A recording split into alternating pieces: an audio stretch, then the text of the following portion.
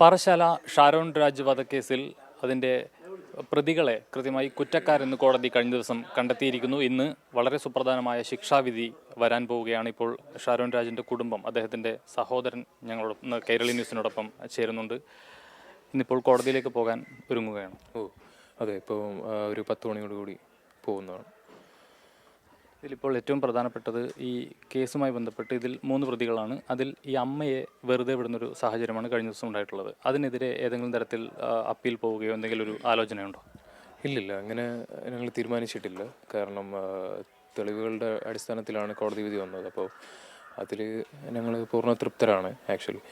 അപ്പോൾ ഞങ്ങൾക്ക് വേണ്ടിയിരുന്നത് ഗ്രീഷ്മേനെ തന്നെ. അത് പിന്നെ കൂട്ടുപ്രതികളുണ്ടെങ്കിൽ അതും വേണം. പക്ഷേ തെളിവുകളുടെ അടിസ്ഥാനത്തിൽ ഇപ്പോൾ ഗ്രീഷ്മയ്ക്കും അമ്മാവനുമാണ് വിധി വന്നിട്ടുള്ളത്. അപ്പോൾ ഗ്രീഷ്മയ്ക്ക് 4 സെക്ഷൻസ് ഉണ്ട്.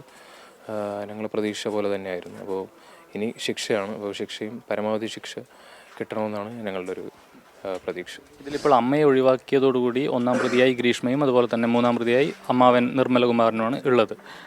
ഏത് തരത്തിലുള്ളൊരു ശിക്ഷയാണ് പ്രതീക്ഷിക്കുന്നത്?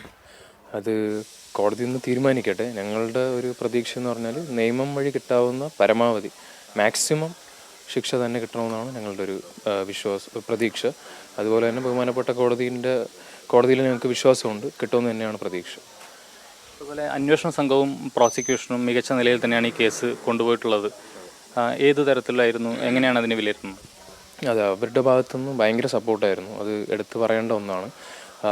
ഇപ്പോൾ അന്വേഷണ ടീമിൻ്റെ ഭാഗത്തുനിന്നായാലും ഞങ്ങളുടെ പാറശാലയുള്ള പോലീസ് സ്റ്റേഷനിൽ നിന്നായാലും പിന്നെ പ്രോസിക്യൂട്ടർ വിനീത് കുമാർ സാറിൻ്റെ ഭാഗത്തുനിന്ന് ഒക്കെ ഭയങ്കര സപ്പോർട്ടായിരുന്നു.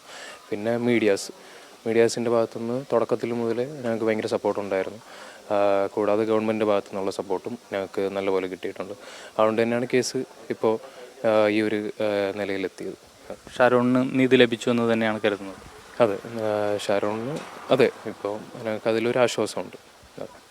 നന്ദി.